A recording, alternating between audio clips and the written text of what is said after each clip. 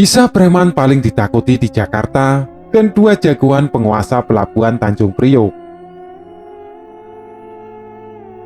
Aksi premanisme di Jakarta sejatinya sudah ada sejak zaman Belanda. Bedanya saat zaman penjajahan, para preman beraksi dengan merampok warga keturunan Belanda dan Tionghoa, untuk kemudian hasilnya diberikan kepada masyarakat miskin.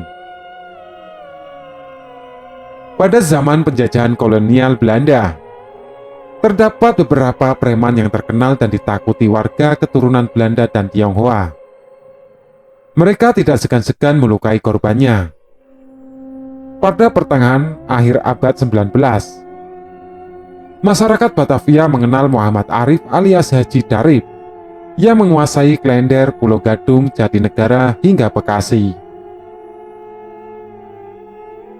Sepak terjang kelompok Darip ini sudah kesohor sehingga pemerintahan Hindia Belanda mengiming-imingi hadiah kepada masyarakat yang bisa memberitahu keberadaan Darip.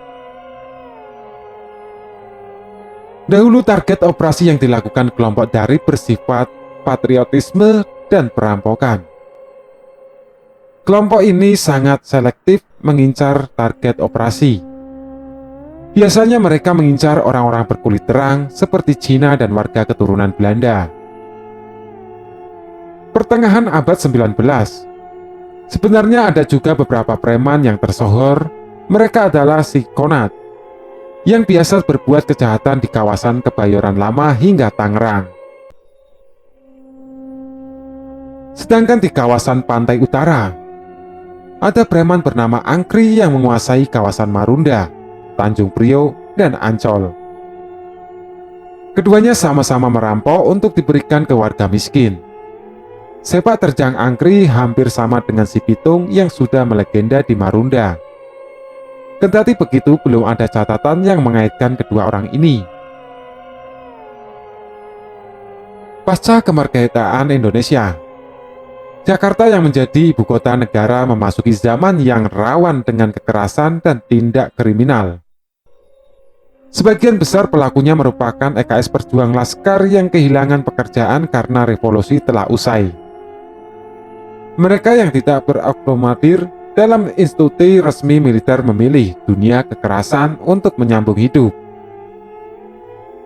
Daerah-daerah ekonomi seperti Senen, Master Cornelius, Tanah Abang, dan Tanjung Priok menjadi tempat menyandarnya kehidupan hidup. Mereka menjajakan diri sebagai penjaga keamanan atau centeng alias jagoan. Daerah-daerah ekonomi itu menjadi lahan perebutan kekuasaan, baik antar individu maupun antar organisasi pengelola keamanan. Hal ini yang menjadi penyebab utama daerah tersebut dinamakan oleh masyarakat umum waktu itu sebagai daerah underworld, dunia hitam yang dianggap seram dan menakutkan. Tanjung Priok sebagai pelabuhan utama kota Jakarta menjadi salah satu lumbung ekonomi yang dipenuhi para jagoan.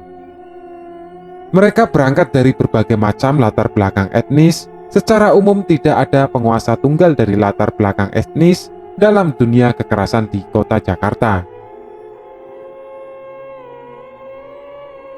Dikutip dari situs sejarahjakarta.com, dua etnis yang pernah eksis dalam percaturan Orderweller di Jakarta Utara atau Pelabuhan Tanjung Priok dan sekitarnya adalah etnis Bugis dan Banten. Salah satu nama jagoan yang legendaris sebagai penguasa Pelabuhan Tanjung Priok hingga akhir tahun 50-an adalah Logoa, tokoh masyarakat Bugis yang bernama asli Labuang de Pansore. Selain sebagai tokoh masyarakat, Lagoa juga dikenal sebagai seorang jago yang merangkap menjadi mandor pelabuhan. Para buruh menganggap mandor sebagai tokoh jago yang dituakan, bahkan dianggap sebagai pemimpin dari kalangan etnisnya. Hal itu yang dialami Lagoa sewaktu menjadi mandor pelabuhan Tanjung Priok. Tidak hanya di kalangan etnis Bugis Makassar saja, Lagoa juga dipandang sebagai tokoh masyarakat yang punya karisma oleh etnis lain yang ada di seputar pelabuhan Tanjung Priok. Di Pelabuhan Tanjung Priok juga terdapat tokoh lain berasal dari etnis Banten, yang berprofesi sebagai mandor, yaitu Haji Tirra, yang bernama lengkap Haji Tirra bin Kidang. Namanya sudah kondang sebagai penguasa-penguasa pelabuhan Tanjung Priok sejak akhir tahun 1020-an, yang direbut mulai pertarungan sengit dengan jago yang juga berasal dari Banten.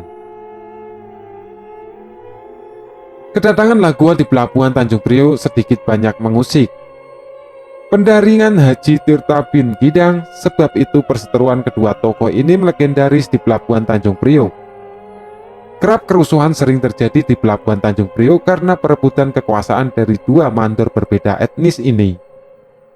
Tidak sekali dua kali mengakibatkan korban nyawa yang menghiasi berita di koran-koran ibu kota kala itu. Cerita kedua tokoh mandor pelabuhan Tanjung Priok dari berbeda etnis ini, meski diawali dengan perseteruan namun berakhir dengan harmonis. Keduanya mampu menjadi tokoh perdamaian peredam konflik yang pernah terjadi di antara etnis Bugis Makassar dan Banten, bahkan dengan komunitas etnis lainnya. Puncak kedamaian ditandai dengan diangkatnya Lagoa menjadi menantu oleh Haji Tirra bin Kidang sebagai wujud perdamaian dan persaudaraan antara etnis Banten dan Bugis Makassar di Tanjung Priok. Pelabuhan Tanjung Priok sebagai daerah dengan penuh kekerasan terus berlanjut sepeninggalan mereka berdua, bahkan meluas hingga keluar daerah pelabuhan.